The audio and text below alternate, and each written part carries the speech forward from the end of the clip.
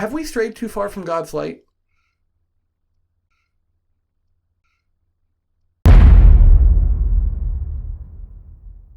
Not almost famous, yeah, yeah. Not almost famous, yeah, yeah. Not almost famous with Alex and Christian. Alex and Christian. Hello everyone and welcome to another episode of Not Almost Famous with Alex and Christian. I'm Alex. And I'm Christian. And today's episode is brought to you by our sponsor, Scallywags Pickles. Scallywags Pickles, made the original Irish way, for the pirate in you. Oh, I guess they liked what we did last time. Yep, we got a couple of emails and they liked our origin story of pickles, and so they thought they would help sponsor us for an episode, so we really appreciate it. Do you know if they actually named their company after the origin story, or... Oh, no, Scallywags has been around since, the original pirating days back when the Irish... Oh, okay. Yep, old originally, company, then. Yep, they've been around. All right, so, Alex, Tom Brady. Tom Brady. You know him. You love him. He's everywhere. He's done everything. He's the real-life Forrest Gump, pretty much. So I wanted to run through with you and to our viewers some little-known facts about Tom Brady. All these facts are true. Most people, maybe, may not know them. I had to go deep in the research in the lore of Tom Brady to discover these facts. His origin stories. Yeah. This is basically the paths he's had to go through to become the man he is today. I actually don't really know, honestly, anything about Tom Brady, so I might even learn something here, too. I learned a lot, and I think you will, too, and so will you. All right. True facts about Tom Brady. General Thomas Brady was born in Cavan, Ireland in 1752. Okay. I see where this is going. General Brady. General Brady holds nearly every major quarterback record, including passing yards, completions, touchdown passes, and games started, in addition to the most Pro Bowl selections. Wow. He's done so many things. Brady, who was a Democrat, was appointed in 1885 by President Grover Cleveland to be the postmaster of Bayonne. Is this young 1885 Tom Brady when he was appointed? Yeah, he's built a lot of muscle since then. It's taken him many years. He's pretty excited. Yeah. Grover doesn't look too happy.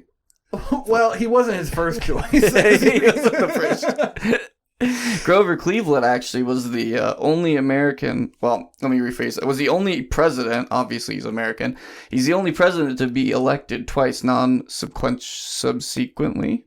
So... well, I didn't know that. Right? We're learning facts about Grover Cleveland. Right. Not only about Tom Brady. I mean, don't other countries have presidents, kind of? Well, I meant in the sense that every president has to be American. Every American president of the United States. Right. When I was saying he was the only president, I was assuming that everyone understood that I was talking about the United States. What he's saying is Grover Cleveland is our only president, as he always been. Yeah. As he has always been. All right. This next one's you, Alex. Grover. At the outbreak of the Civil War, he joined the Union Army as a captain in the 8th Indiana Infantry Regiment. Is that photos of him there back when he was in the industry or infantry? Accurate depictions. He was on the correct side of history. Yes. So just so everyone knows, so Tom Brady doesn't come after us, he was not that kind of Southerner. Right. Brady died on January 31st, 1973, after undergoing heart surgery in Houston. Obviously, he made a full recovery. Yeah. He came back and won some Super Bowls. Full recovery from death. Impressive. Not many people do that. Yeah, but, I mean, Tom Brady, he's capable. In 2016, he launched his own line of vegan snacks. Yeah, this appeals to your sensibilities, Alex. It does. I do like that. I'm learning things too. Maybe eventually we'll have to do a taste test of Tom Brady's vegan snacks. That's and right. see Tom what we Brady think. and or Tom Brady's management team, if you're watching the show, please send us Tom Brady's vegan snacks and I'll taste test them. Right. We accept any and all sponsorships. Not that we don't hold you in high regard. Obviously, we do. We're doing a video on you. But you maybe wouldn't be our first choice. Okay, I'm going to have to cut that. We're going to need to scratch that from the record. Strike this from the record. All right. It has been stricken. After graduating from Harvard, Brady went on to write and produce episodes of The Simpsons and Home Improvement. He's making some rounds in the entertainment industry as well. I mean, he's got his paws and everything, that Tom Brady. It's been a long time since I've watched Home Improvement. What about you? Does it hold up? I've probably watched like a couple episodes like recently. I mean, I like it way more than The Simpsons. That's just me. But Home Improvements, I'm a Tim Allen fan. Yeah. So. Oh, yeah, me too. I love Wilson. Like, that was always my favorite part when I watched it as a kid. Right. Where you never saw his face. Right. It was always, like, super insightful, but sometimes he's just doing something stupid over there. Or he's always doing something crazy over there. And I feel like that was, like, I don't know if TV trope is the right word, but I feel like, other people maybe try to imitate that in other shows. Like, I feel like maybe Wilson was one of those first characters where you never see them the whole time. Or right. I could be wrong, but I know that. Wasn't it, like, Cow and Chicken? You never saw their... But wasn't that, like, way after Home Improvement came out, though? I think so, Because I think Home Improvement was, like, what, 95 maybe? 90? Something like that. I think Cow and Chicken was probably 2000s, somewhere in there. All right, this next one's you. He won a bronze medal in the K1 team event at the 2014 Canoe World Championships. Did you know there was even a Canoe World Championship? Because I did not. No, and the only K1 I know is the peak in Mount Everest, so if they are canoeing on top of Mount Everest, that would be even more fucking awesome. Now that's an event that I would like to see. I would see, yeah. I wonder if that's what Tom Brady did. I mean, he's capable of pretty much anything. He's basically the fucking Chuck Norris of the sports world, I guess. Right, yeah. He's this era's Chuck Norris. Right. Is this me or you? This is me. Okay. Tom Brady, whose father was a rhombus, developed a deep fear of the shape due to his father's anger and alcoholism. Now, just so everyone knows, that is not actually an image of Tom Brady's father. I could not get the rights to the image of Tom Brady's father, but that is actually a picture of Tom Brady's father pouring himself a whiskey. I could get the rights to that. That one was a lot cheaper for some reason. Right. They messed up with the copyright and forgot about that. All right. Tom Brady refuses to inhabit any rhombus-shaped structures. I mean, rightfully so. That's a no-brainer. That building is disgusting. Yep. I mean, it might be energy efficient and, structurally, aesthetically appeasing, but, there's more important things, at least for Tom Brady, and I think it's good that he holds his values and really shows his true colors. I'm willing to fuck up the environment a little bit to avoid rhombuses. A little bit, yeah. Yeah, just a little bit. Just a little bit. When presented with a rhombus-shaped object, Brady is known to question whether humanity has strayed too far from God's light. Is this every single fucking time he's presented with a rhombus shape? Yes. You can experience this yourself. Please walk up to Tom Brady and give him a rhombus-shaped object. He's going to be like, oh, not again. Hashtag not almost famous Tom Brady. That's right. Have we strayed too far from God's light? Oh, I don't believe that there's God, so I'm going to go with no. There's your answer. Because he doesn't have a light to begin with. Rhombophobia? Rhombophobia. Okay. Yeah. Rhombophobia is a serious illness that plagues someone probably. Yeah. They are really not taking kindly to your disrespect and mispronouncing their disorder.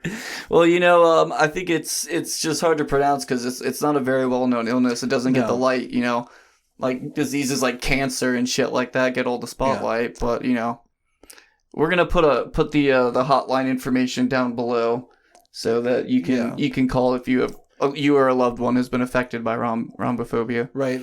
There's a little known charity. I think it's We Care for Rhombophobics. If you would donate to that, I know a lot of people that would appreciate it, or someone would probably appreciate it. Someone probably. Yeah. Was that it? we're rewinding. Yeah, that's everything I have about Tom Brady. I actually think I know a couple more things. Oh, okay. Tom Brady was not actually on the show The Brady Bunch. A lot of people might not realize that. Not one of the original cast members. I don't think he was ever actually on the show. So go figure. I don't believe you. You have to look it up. I mean, even if you rewatch the famous opening credits where it's got each of them in the blue squares, Yeah. you'll see Alice. She comes up at the end, but nobody else. Nobody else shows Tom Brady's face. I'm sorry. This is just really hard for me to process. We learn a lot on our show, so I think that's the fact that we ask the hard-hitting questions that's here. the one that hit me the hardest. Well, another one, Tom Brady, his real name is actually not Tom. It's Thomas. Thomas Brady.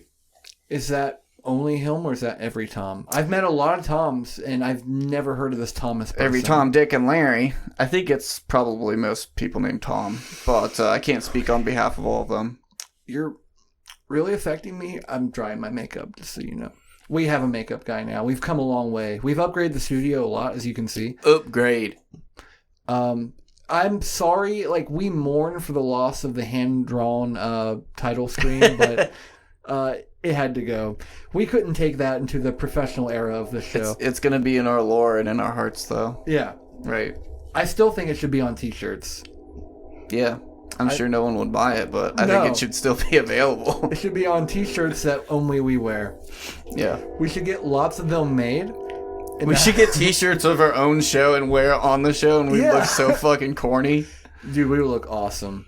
I don't even know any people. That'd be like the uniforms. The only people that wear their own uniforms or their own show or whatever would be athletes. They wear the jerseys of the teams they play for. I've always hated when bands do that. I've seen it a few times where bands will wear their own show their own t-shirt while they're performing. I'm just like, that's not a good look. Yeah, but I think even then it at least will make sense because then it becomes like a uniform. You don't see Target employees wearing Walmart t-shirts, so it makes sense that someone in a band would wear their own band shirt. It would be kind of cool if every member of the band had a jersey kind of. I was gonna say Soilwork for a period of time.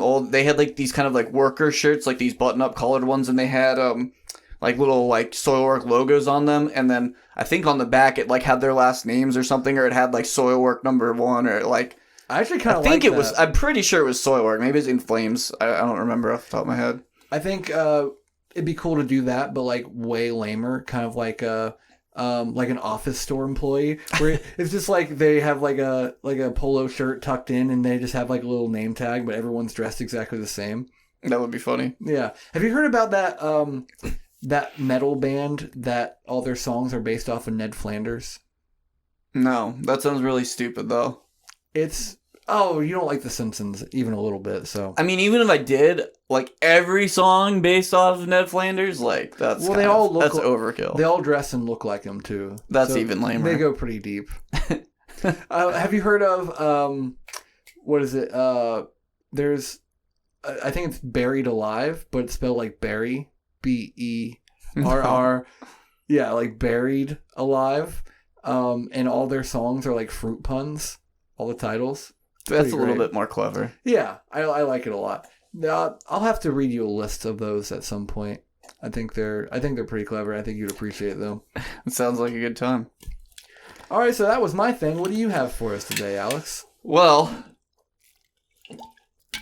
one thing that I do want to call back to from the previous episode, the Kyle Dunnigan thing. That we were trying to figure out if it was him that did the impression of Ray Romano and Christopher Walken. So, yeah. I did find it. It was on Comedy Central Presents Kyle Dunnigan. So I took a little clip of it because it's not online, and I... Impression of Ray Romano doing his impression of Christopher Walken.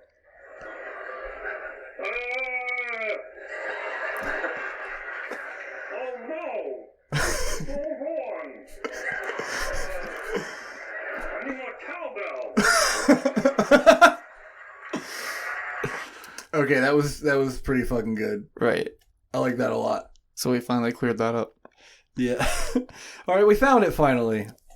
I'm glad we We don't like to have any loose ends here on Not Almost Famous. We try to cover them all. I know my end is nice and tight. How about yours? Sometimes. Yeah, sometimes. Today it is. Okay, so there's a certain act that you can perform on someone using their tongue on a part of that person. Oh my God. That is not clean. We're no longer going to talk about that. Yeah, we'd like to strike that from the record. Oh Lord. Well, how many minutes into this? Oh, we've got 30 minutes left. So 15 minutes into this, and we've already used up both of our records. We might need to invest in some more records, Alex. I hear there's a comeback in vinyl, so we should be. Oh alright. yeah, we should be good. I think hipsters won't like the new vinyl though. They'll say it was better before it was cool. They tend to do that. Yeah, it's kind of their only thing. Oh man. All right, so what else we got going on today? Did you get stuck this time coming to my place? No, I didn't. Okay, that's good. Learned my lesson. Yeah. You did? I did want to bring something up, but I mean, it's going to air out of order anyway. But at the time of this recording, Christian and I are going to be going to see Whitney Cummings live. Yeah. In a couple days. So she's one of my favorite stand-up comedians, and one of my favorite stand-up comedians that I have not yet to see performing live. So I'm pretty pumped about that. And I'm not really that experienced with her. Like, I've never really seen... I've heard her on a podcast or two, but I've never really seen her stand up. So I kind of like that. I don't know if you've ever done that with a band that like a friend invited you to go to or whatever. But I kind of like going to an event like sight unseen. Like, I don't know what I'm gonna get. So it'll be like my first impression will be actually seeing her. Yeah. So I think that'll be pretty cool. And then like afterwards, you're like, you get more into them, you know, like, because you have a good time. You're like, oh shit, I should check out more stuff. And then, yeah. I've done that with bands before, too. Yeah, definitely. I show up and they're opening for a band I do like, and I'm like, oh, they were awesome. Then I become a fan of them. Yeah, especially if you've, like, never heard of them before. Yeah, that happened with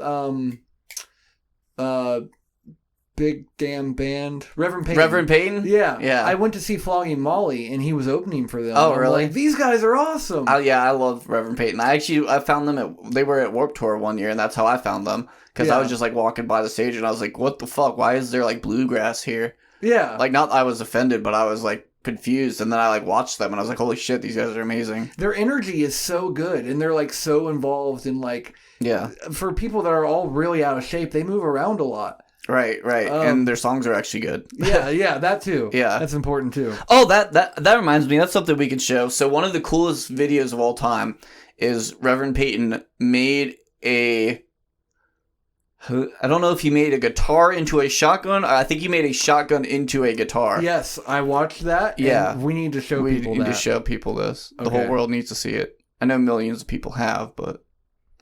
All right. Yeah, let me find that. See, Rev. I know it was on his Instagram, but I'm sure it's probably got to be on YouTube. Oh, it is.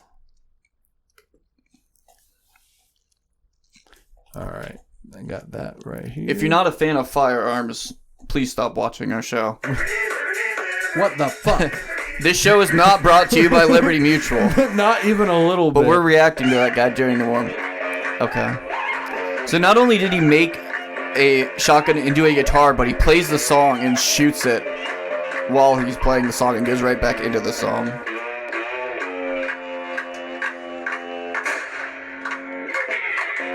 It's the fucking coolest thing ever. So cool.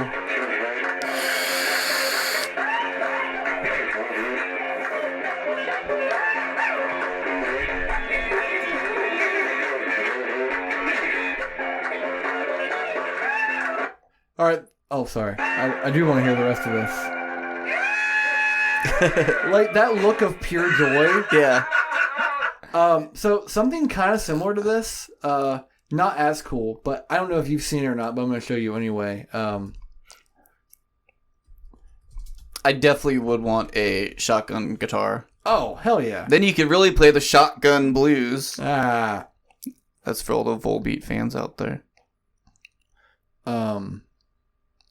So, what have you while I'm looking for this, what have you been up to since the last time we got together, Alex? Well, off the top of my head, I did get to see Dark Tranquillity and Kataklysm in Louisville. Haven't seen Dark Tranquillity since 2018, maybe, and Kataklysm since 2019. Both of which are some of my favorite bands. Yeah, Dark Tranquillity is my favorite band. I was going to say, are they still so, your favorite band? I remember years ago that was like your favorite band. Right, yeah, so it was really great. And they played this song called The New Build, which is like my favorite Dark Tranquillity song, and I've never seen them play it live. I don't think they've ever played it live, or at least not in North America. I think they maybe played it in Europe or something. But yeah, it was pretty fucking amazing. All right, I found what I'm looking for. And help me out in the garden? Is he gonna bury your fucking dead?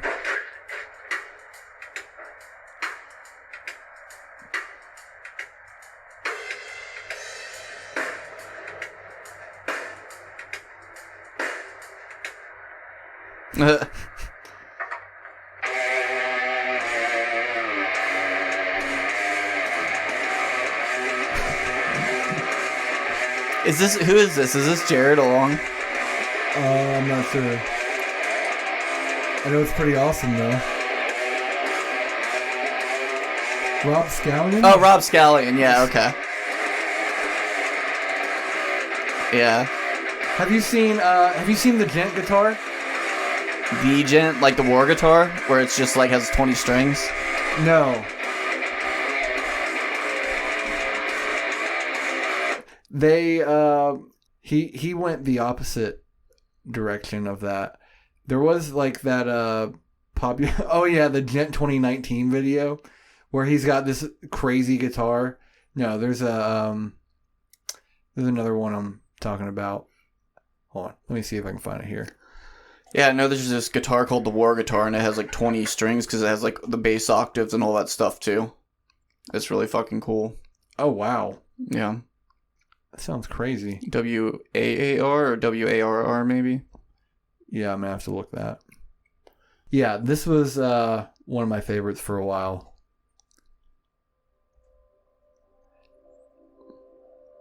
So this is 1.220 gauge string tuned to drop E, 2 octaves below standard.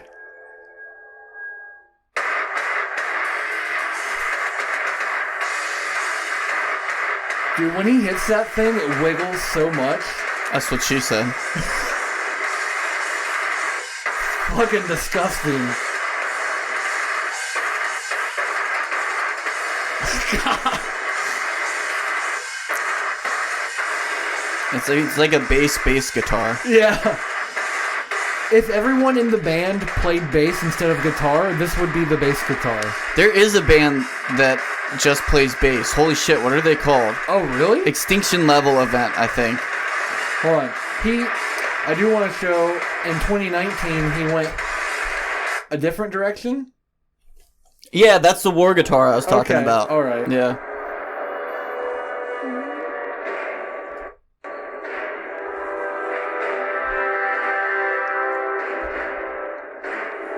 I want to skip a little bit of this.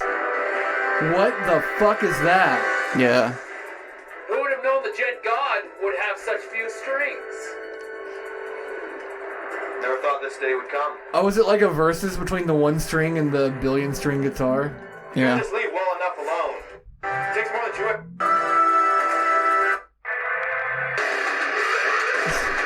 2. What the fuck is that?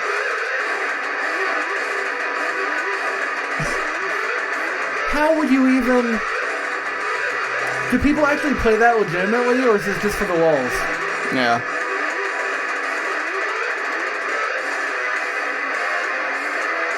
Yeah, I think they custom made that guitar for him. The Warr Guitar Company. Dude. I could be wrong, but...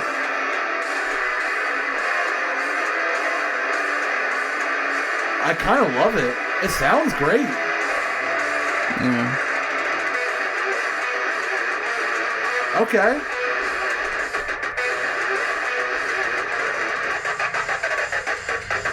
Yeah, that's pretty cool. Oh, did you want to show me the bass band? Extinction. I think they're called Extinction Level Event. Okay. We're making our viewership much more niche now that we're just watching metal. You're gonna like all the things that we like. Yeah. I was gonna say if you don't like metal, unsubscribe, but please don't unsubscribe. Yeah. Just if you don't like guns, then you can get out. Extinction Level Event band. Yep, that's them.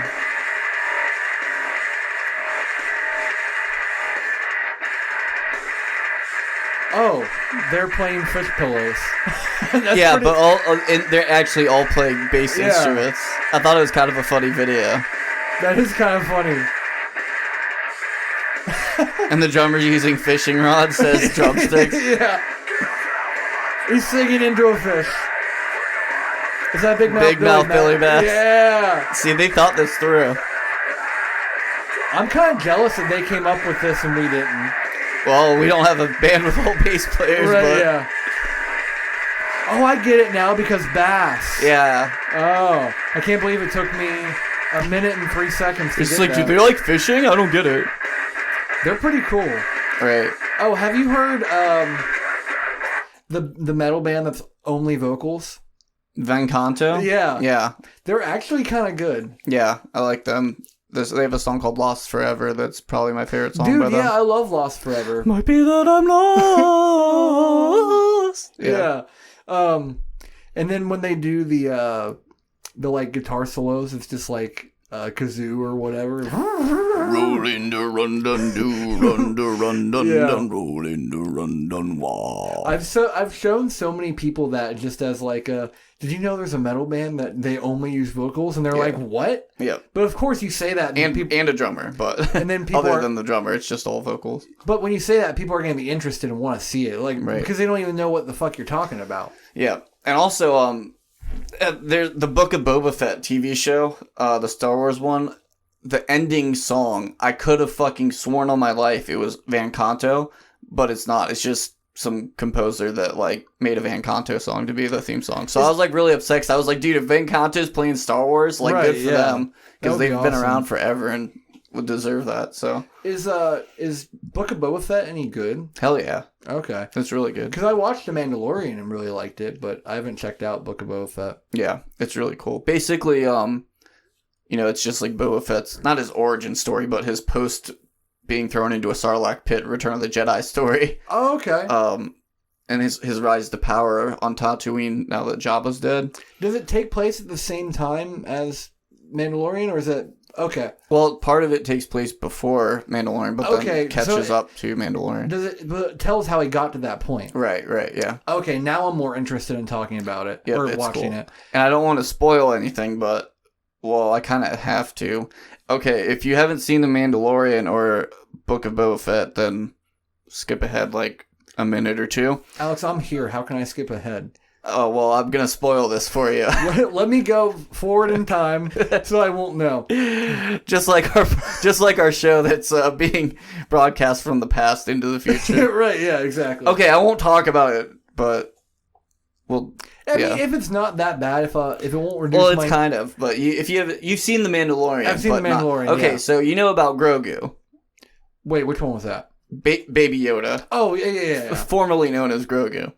So I'll say that there's a similar recipe to that character that they have in the Book of Boba Fett that's really cool. That's what I'll say. Okay. All right. I'm interested now. I might actually start watching that after you leave tonight. Well, no, I have to watch the female. Yeah. I have to watch the female brain first. Yeah, Female Brain. Oh yeah, that was Whitney Cummings movie that she made in 2017. I haven't probably watched it since 2017. I'm definitely gonna rewatch it because it was like one of my favorite movies. But it's like based on like research and stuff about like differences between like men and women. But it's not like some preachy feminist thing. Yeah. But it just shows like it's kind of like got anthologies of like these different characters and their relationships and how different types of like personalities work together and stuff. So it's not like a romantic comedy. It's like a relationship comedy, I guess. But even without all that, it's as a standalone movie, it's still very fucking cool. So you don't have to tell me much about it, but does it start out when they're already in a relationship? It's not like not like a meet cute thing. Well, if I remember correctly, like Whitney Cummings plays like this. I think she's like a professor, like at some school or something, and she's like really like methodical and like rational, and like she's like researching like human relationships and blah blah blah. And I think it's based off of like the book that it was based off of by an actual professor.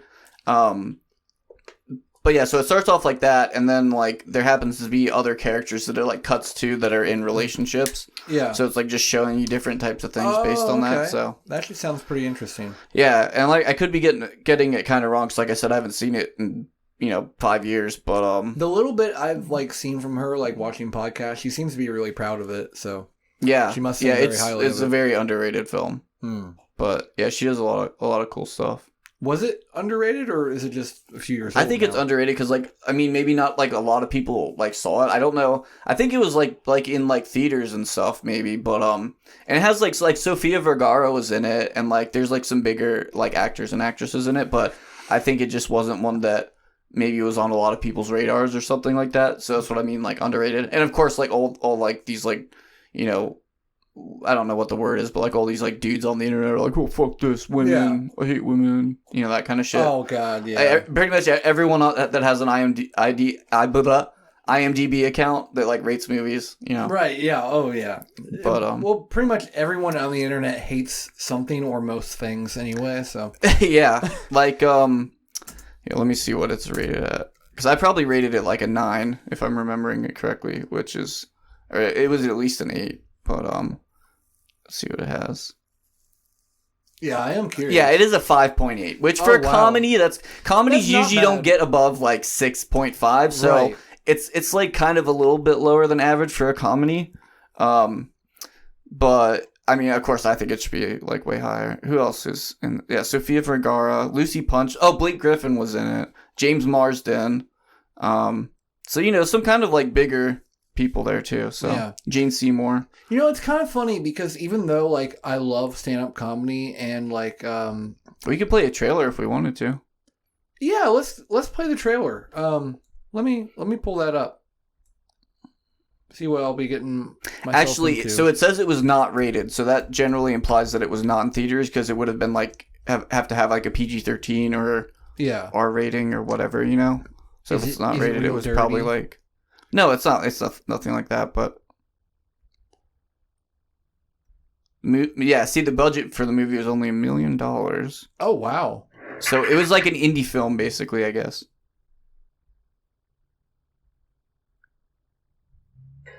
After years of research, we discovered the male and female brain is wired very differently.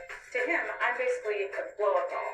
Oh my god, that is what you look like.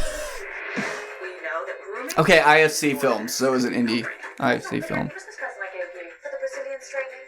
I like my hair. It looked like those dudes from the Oh, that guy. James Marsden. Yeah. With my American accent. You never knew the Dukes of Hazzard. The area responsible for defending your turf is larger in the male brain. I'm a physical marvel. Try me. Throw something at me. Anything. Oh. Okay, so I wasn't ready for that. Women are also more likely... Oh, Neil Brennan too? Yeah. Oh yeah, I forgot that part. Yeah, he helped write it too. I take out the trash. So now... Dude, his stand-up was actually really good. His stand-up's really good. Yeah. If you don't know Neil Brennan, he wrote The Chappelle Show with Dave Chappelle. And does stand-up, and he's really funny. Oh, and Will Sasso. So yeah, there's a lot of like high-level people. His free mic special is honestly one of my favorite stand-ups I've seen in recent years. I don't think I've seen that one. Oh, I've seen one of his ones. It's on Netflix, and you don't have Netflix, so that's probably why. But dude, it's so good. Yeah, I'll have to watch it for sure. They took Molly, but they didn't know there wasn't music on.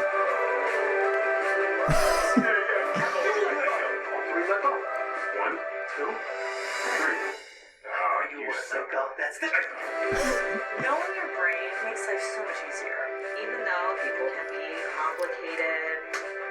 nobody can deny our ability to get back up. Yeah. You just said yeah 9 Yeah. times. So yeah. Can I tell you something? Yeah, Okay. sure. I think you're a physical marvel. I see. Oh, you finally did it there. Yeah, so like it's like I said, it's kind of like it's not really like a romantic comedy. It's more of like not a family comedy, but it's like a feel good, Yeah. educational. But it's a lot funnier than that trailer. The trailer's not really like the funniest part. I was going to ask you that because there's so many times, like, honestly, I would say most of the time where a trailer doesn't accurately represent the movie. Fucking Whitney Cummings and Neil Brennan wrote the movie and Right, did the movie, yeah. so it's gonna be funny. Exactly. Yeah.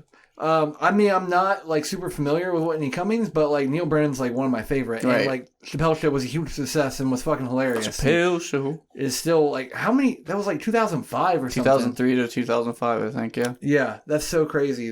And it still holds up to this day. Like, I've gone back and rewatched it. Like, maybe they've done some things that you couldn't get away with these days, but... Like everything. yeah, pretty much. I wonder where, like...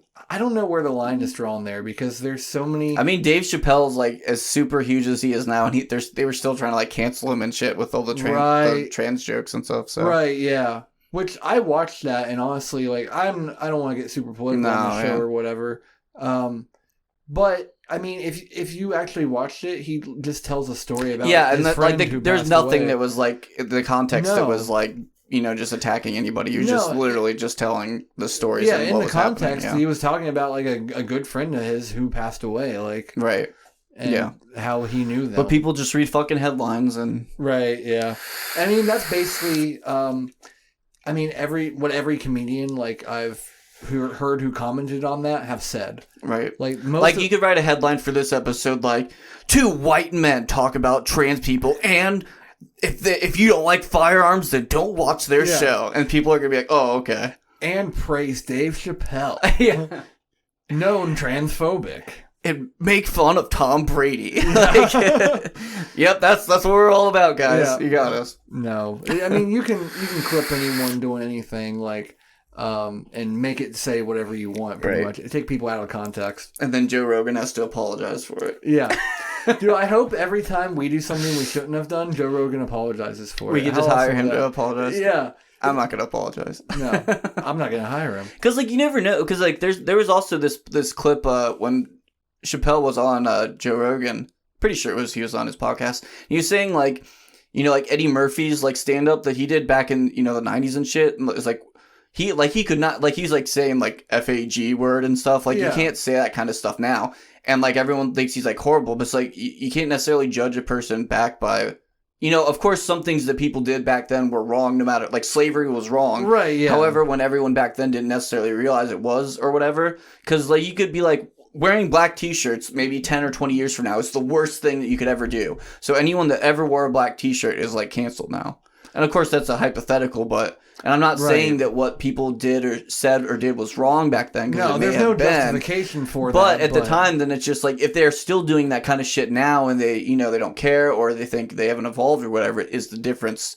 That's kind of what, the context thing, like context does matter. Especially with comedy, because you go back and you watch some old comedy that was like revolutionary back then and super hilarious, isn't funny now. Yeah, some of it's like flat out just not funny now, or it could be like really offensive now, or it could just, whatever.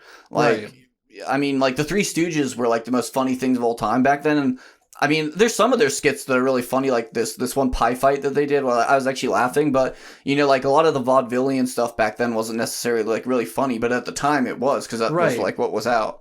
Well, it depends on where the envelope is, right? Because the point of comedy mostly from you're commenting on societies of today's standards. So you're trying to push the envelope and push the envelope, push it right up to the edge. Push it real good. Yeah, you're trying to push it real good right up to the edge. And in order to do that, I mean, you have to go based on whatever the time was. So pushing the envelope back then, or pushing to the edge of what is acceptable back then, is totally fine now, or vice versa. And you see that same stuff with music and stuff too, like the Wet Ass Pussy song that like came out with Meg Thee Stallion and them, and Cardi B, that like everyone's like, oh, this is so controversial, blah blah. Right. And then you like listen to it and you're like, I mean, I don't think that kind of stuff's really offensive, but I was like, it's like it's not really that bad. No, it's I mean, really I could not. see why some people, like really uptight people would, but you know, back in like 2000 or something, like there was this rapper named Kaya who had that song like my neck, my back. That was like my neck, my back, lick my pussy and my crack. Like if you play that today, that's way more offensive and controversial than a wet ass pussy is. When I was younger, they would play that on the radio. Yeah, they played that on the radio too.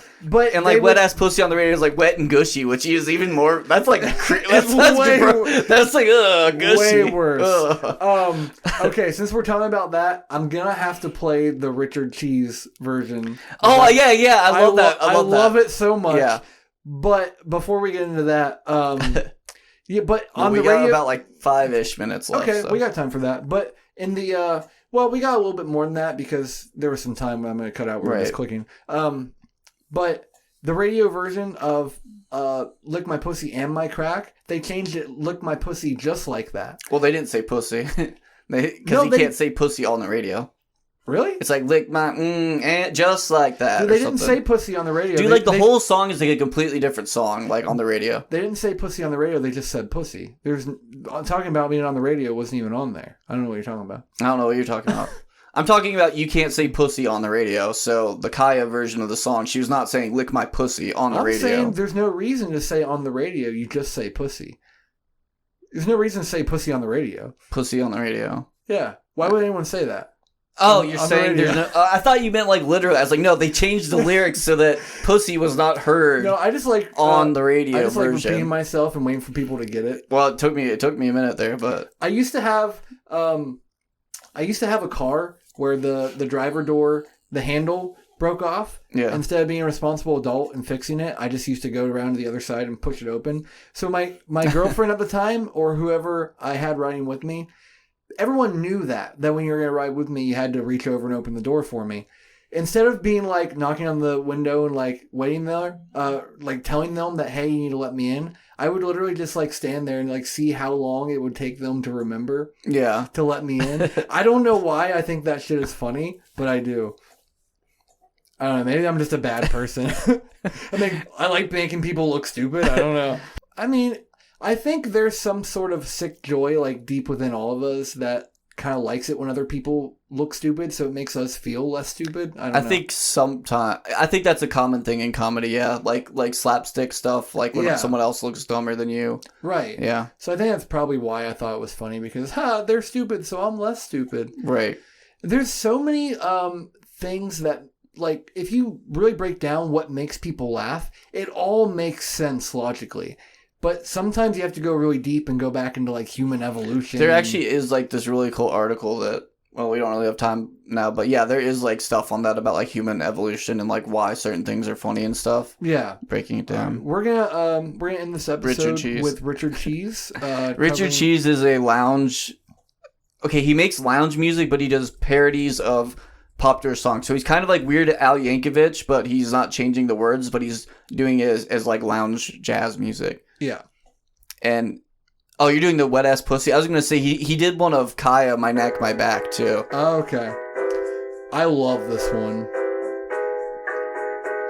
He actually has a good voice too. And he says the N-word in some of his songs that he's copying, so really? He should be canceled. There's some whores in the house.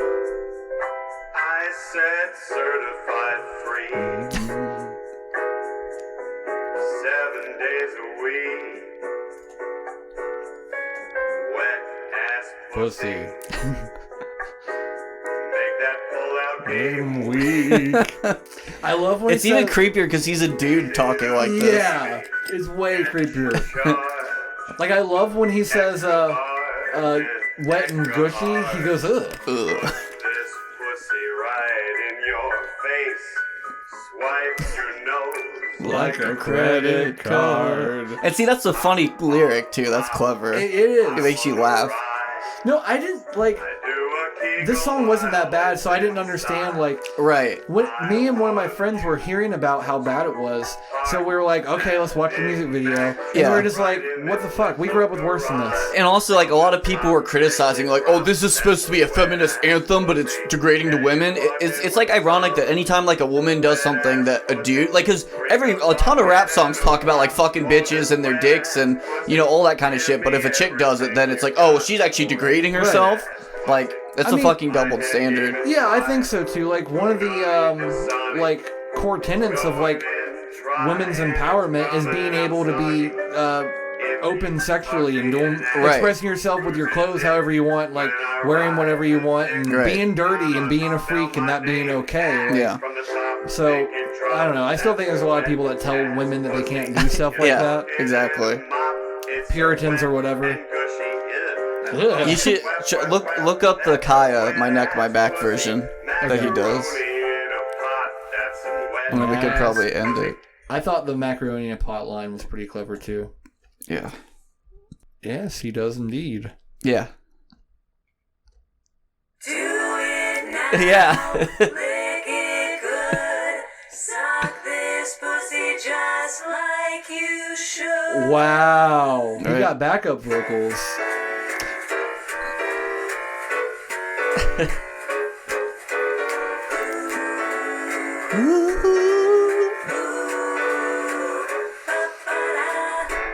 Ladies, pop your pussy like this. Shake your body, don't stop, don't miss. All you ladies, pop your pussy like this. Shake your body, don't stop, don't miss. My neck, my back. I want to see if he says in the description when this song came out. My neck, Oh, I don't know. my back. Because I'm curious, like, how long it's been from, like, song to song. It's crack. First you gotta put your neck in. I'll see if I can find it. Yeah. Don't stop, just do it, do it. Then you roll your tongue from the crack. See, like, it's a really dirty song. Yeah. Suck it off till I shake and come. Make sure keep busting nuts. Oh, your shit. face and stuff. So He does say that word. Because she said it. my neck, He's gonna have to apologize. Oh, it supposedly came out in 2010. See, I need to strike that So from the 12 years record, ago. but we used up our records in the first 15 minutes. No more striking today. Alright, I think that's our show for today. All right. Thank you, Richard Cheese, for not getting canceled yet. And thank all of you for watching, and hopefully you'll join us again next week. Yeah.